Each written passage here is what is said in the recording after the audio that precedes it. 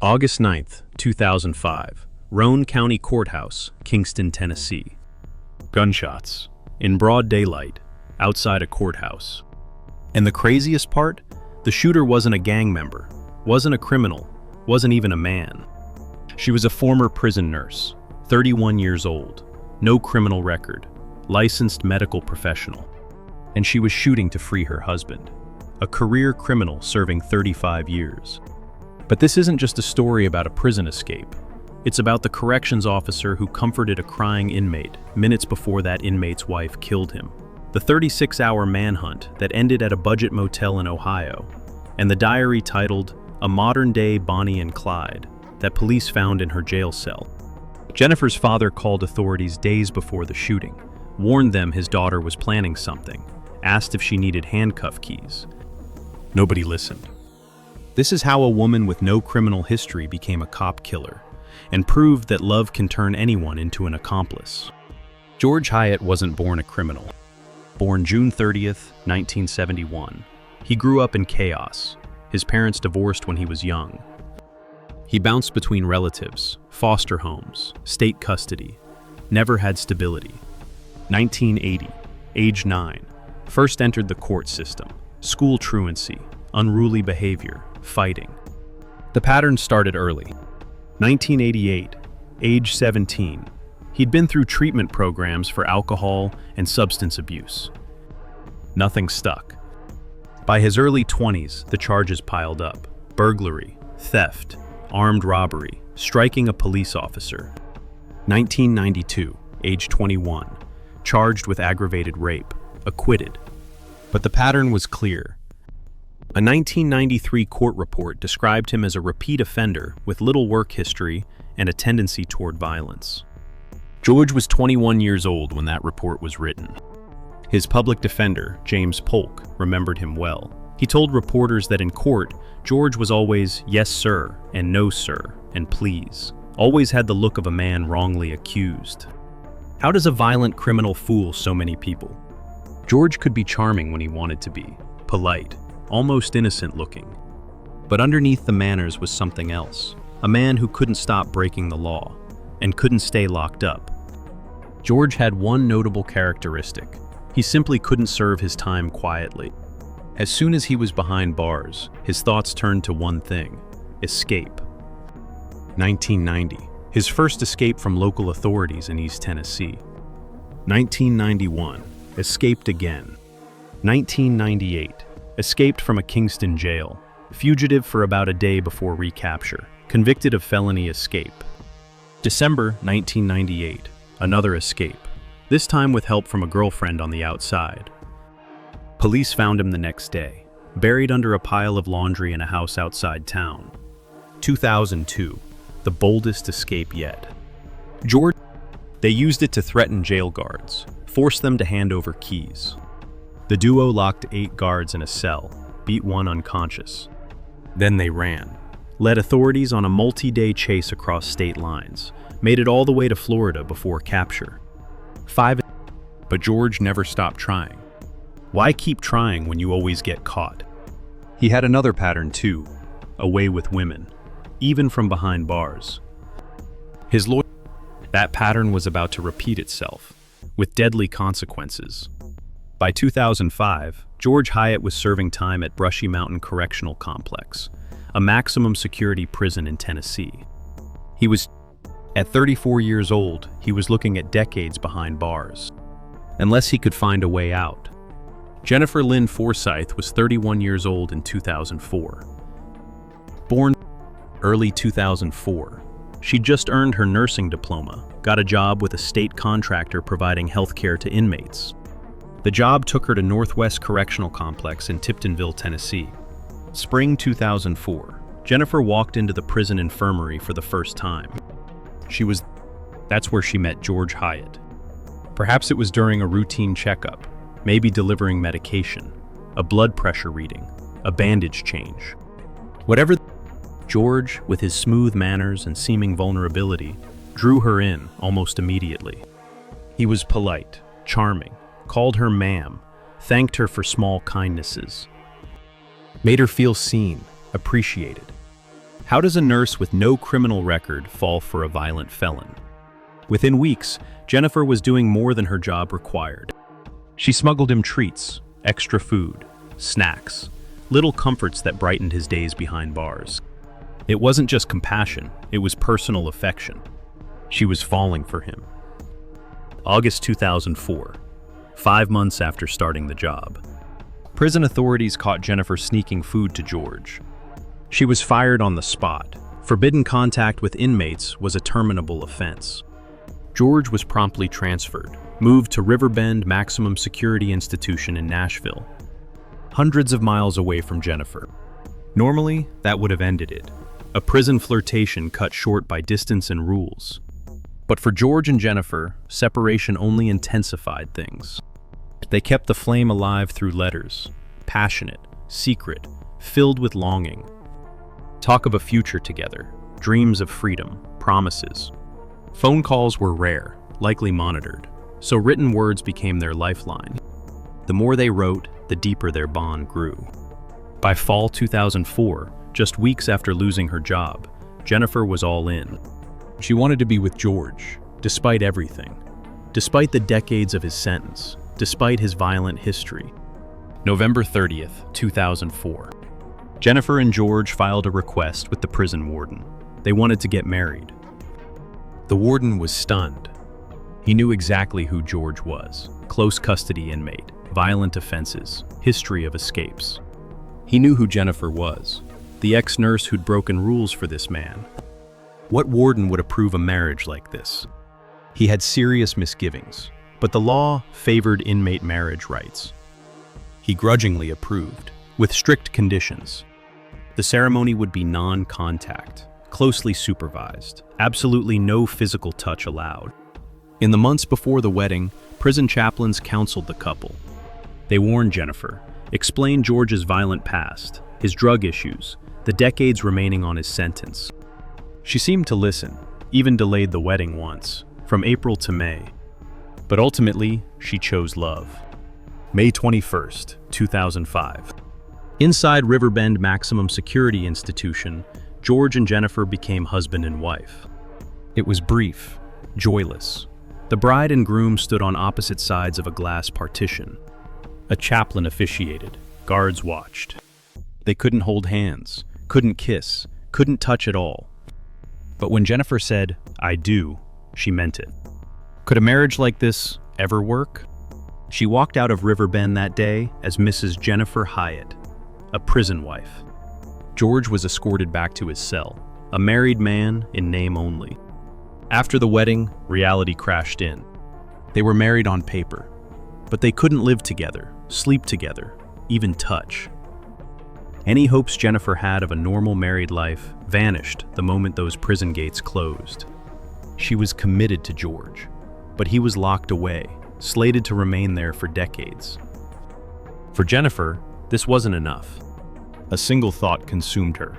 She had to get George out. But how do you break someone out of a maximum security prison? The plan likely began shortly after their wedding, maybe even before.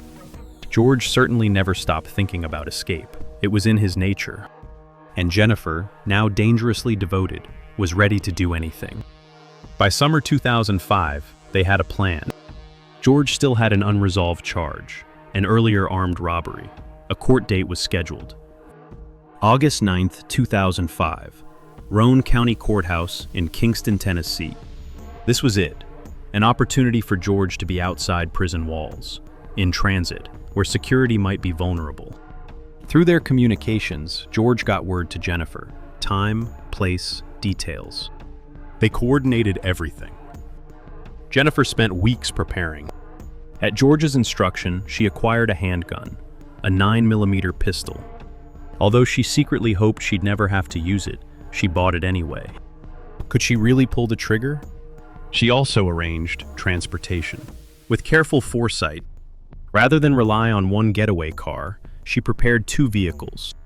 Her own dark-colored Ford Explorer, and a second vehicle, a gold Chevrolet Venture minivan that she stole from one of her home healthcare clients in suburban Nashville.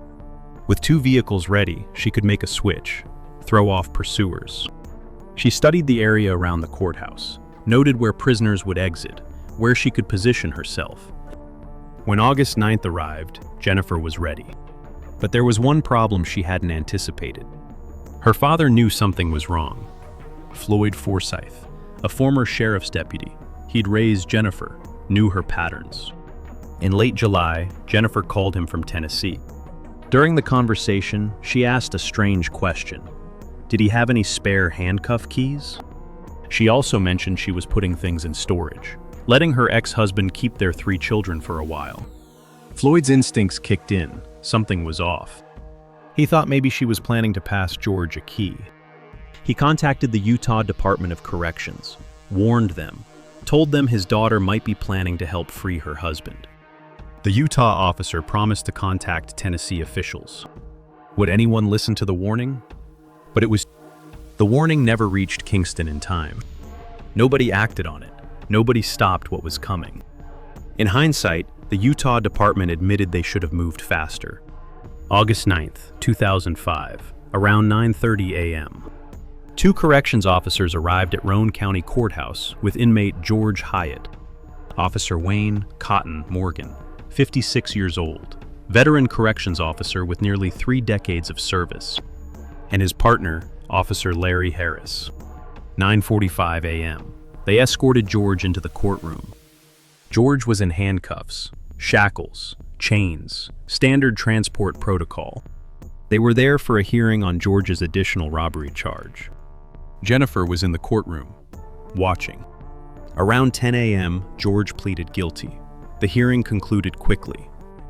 As George entered his plea, he became emotional. Tears welled up. He looked out the window, broken up about adding more time to his sentence. Cotton Morgan noticed. The veteran officer had a reputation, compassionate, never looked down on inmates. He tried to comfort George, talked to him, eased his pain. Officer Harris later said that Cotton was comforting George, just talking to him. That's what made it all so bad. The officer showed kindness to a man who was crying. Minutes later, that man's wife would kill him. Jennifer stormed out of the courtroom as the hearing ended, rushed to her position outside. 10 a.m. The officers escorted George out the side door. 10:02 a.m. They walked him toward the transport van in the parking lot. It wasn't far, maybe a 2-minute walk. Cotton Morgan and Larry Harris flanked George, one on each side. George shuffled in his shackles, heart pounding, knowing what was coming. From her position, Jennifer watched them emerge into daylight. She was waiting in the gold Chevy minivan, engine running. This was the moment. She jumped out, gun in hand. For a split second, her hand trembled. The cold weight of the pistol felt impossible. But then George saw her, yelled at the top of his lungs. Would she actually do it?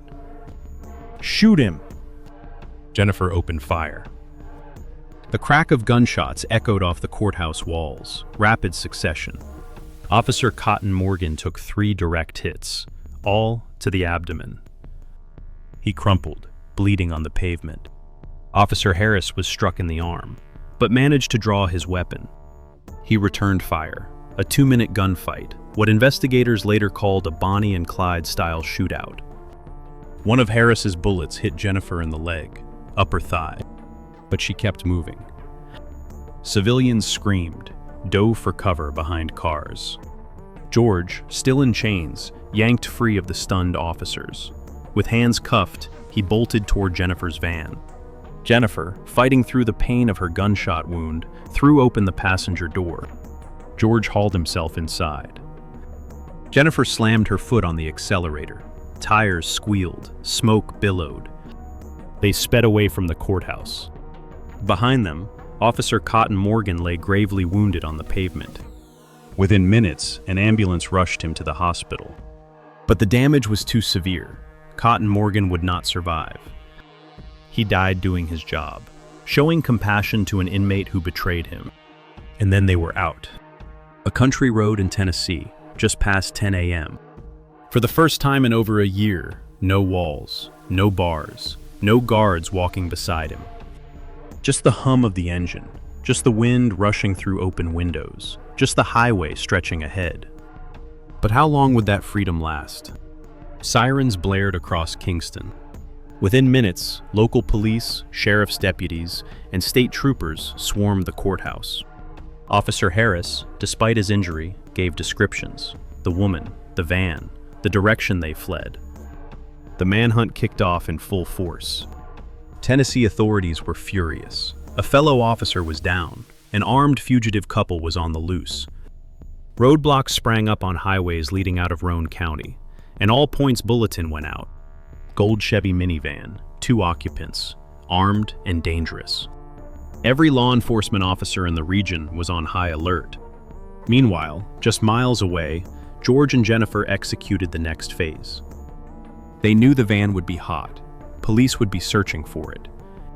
They drove to a prearranged spot, half a mile from the courthouse, a sandwich shop parking lot.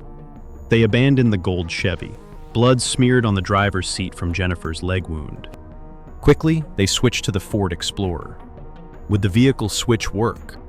By the time police discovered the abandoned van that morning, the Hyatts were gone, blending into normal traffic in the second vehicle.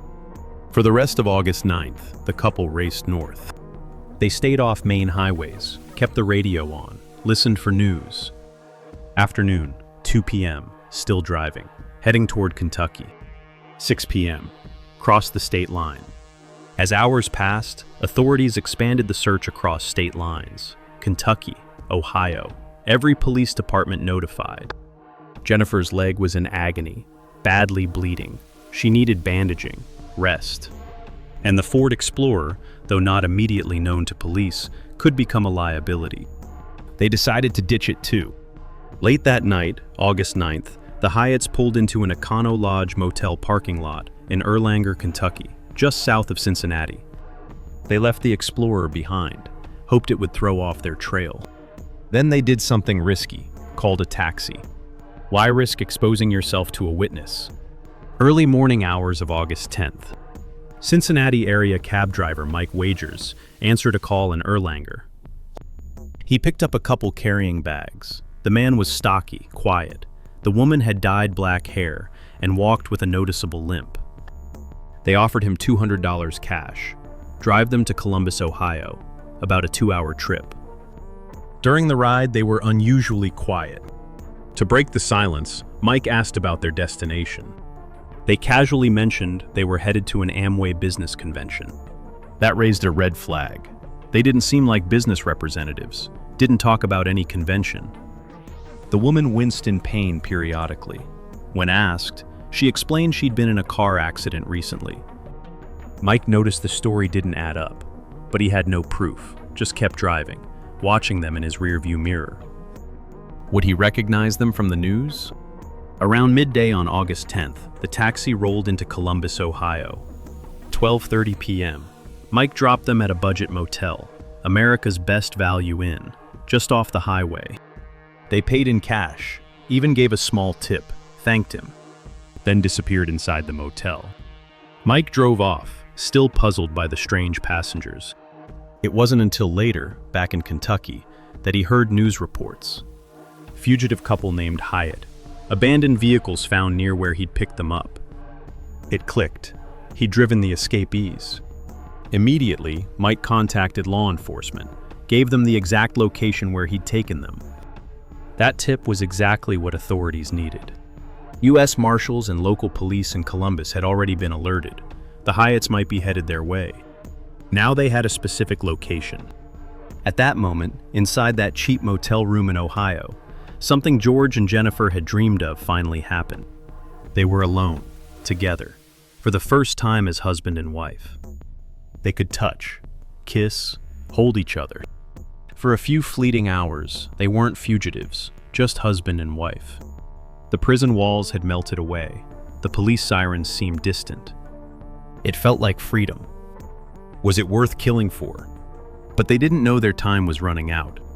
Night of August 10th, 2005, around 9:30 p.m., a swarm of law enforcement surrounded the America's Best Value Inn. At least 25 officers, on the balcony, in the parking lot, rifles drawn.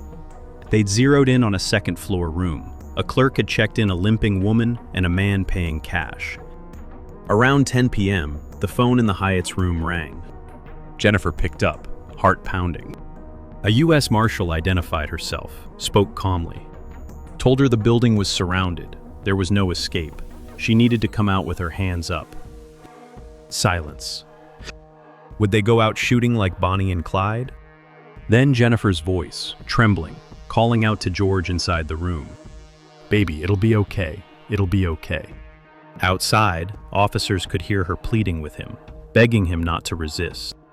The thought of losing George in a shootout was unbearable. She surrendered emotionally in that instant. The door opened slowly. First came Jennifer, limping, hands held high. Officers immediately pulled her aside, placed her in handcuffs. Please don't hurt him, she begged, craning her neck to look back. A moment later, George stepped out. He'd pulled his t-shirt up over his face, showing he wasn't armed, kept his hands visible. Under the watch of drawn rifles, he turned around, dropped to his knees. Officers rushed in, took him down, cuffed his hands behind his back. Just like that, it was over. After 36 hours of freedom, George Hyatt was going back to prison, and Jennifer Hyatt was joining him as an inmate. News of their capture spread quickly. A collective sigh of relief went out among law enforcement. In the Ohio jail, Jennifer immediately put pen to paper. She began writing her life story, documenting everything. She titled the manuscript A Modern-Day Bonnie and Clyde. 34 pages, calling George the love of her life, detailing the crime, the escape, their plans. Did she really think this would make her famous? She revealed that their ultimate destination wasn't Ohio, it was Pennsylvania. They'd planned to disappear there, start over somehow. Before Jennifer could finish the manuscript, officers discovered it, took it from her cell. Her story had a beginning, but no end. In the months that followed, George and Jennifer faced consequences. Both were charged with first-degree murder for the death of Officer Cotton Morgan, attempted murder, assault, facilitating escape. Tennessee prosecutors initially signaled they might seek the death penalty. Killing a law enforcement officer carried that risk. Jennifer, racked with guilt, agreed to a plea deal. Would she testify against her own husband? September 17, 2007. Jennifer Hyatt pleaded guilty to first-degree murder, attempted first-degree murder, and facilitating escape. In court, she addressed the judge, her voice shaking. She told the judge she couldn't ask for forgiveness because what she'd done was unforgivable, that she didn't deserve it, that she would take it all back if she could and still accept the punishment. She received concurrent sentences, life in prison without possibility of parole, 15 years, 3 years. As part of her deal, she avoided the death penalty, agreed to testify against George if needed. Her testimony was never required. March 9, 2009. George Hyatt, then 37, pleaded guilty. First-degree murder, attempted first-degree murder, felony escape. He received the same sentence as his wife, life without parole. Both avoided execution, but ensured they'd never see freedom again. George, the inmate obsessed with escaping, finally landed in a place from which there was no escape. Was 36 hours of freedom worth 2 life sentences? A maximum security cell for the rest of his life. What happened to Officer Cotton Morgan's family? Cotton had been married, had 2 children. He was a Vietnam War veteran, received a Purple Heart after being injured in combat. He was a Sunday school teacher, choir member, deacon at his local church. 28 years with the Tennessee Department of Corrections, nearing retirement. On August 11, 2005, the visitation for Cotton Morgan had to be moved to the local school. The local funeral home couldn't accommodate the massive crowd. A line of grieving friends, colleagues, and officers wrapped around the building. Some came from as far as Canada. The man who'd shown compassion to inmates for nearly 3 decades had been killed by one of them, or rather, by the wife of one of them. 10 years later, on August 9, 2015, volunteers with the Tennessee Department of Corrections stood watch over Cotton's grave. A small church cemetery in Morgan County. Workers volunteered for shifts, standing solemn guard, honoring the memory of a fallen officer who'd been killed doing his job. To this day, George and Jennifer Hyatt remain in separate prisons. Jennifer is incarcerated at the Deborah Johnson Rehabilitation Center in Nashville, Tennessee. George is in a maximum security facility in the state. No more wedding vows, no more love letters. Their only communication might be an occasional exchange through lawyers. A brief supervised visit, if that. The woman who had no criminal record became a cop killer. The man who couldn't stop escaping finally stopped trying. Both serving life without parole, forever separated by the crime they committed together. The story of George and Jennifer Hyatt is a reminder that prison romances rarely have happy endings. That love, when twisted by desperation and delusion, can turn ordinary people into killers. And that the officers who guard our prisons deserve more than to be ambushed by the very people they show compassion to. Cotton Morgan showed kindness to a crying inmate minutes before that inmate's wife murdered him. That's the tragedy at the heart of this story. Not the escape, not the manhunt, not even the life sentences, but the death of a good man who was just doing his job with humanity and compassion. And that brings us to the end of our story. If you liked it, don't forget to like and subscribe, and activate the bell button so you can receive new videos.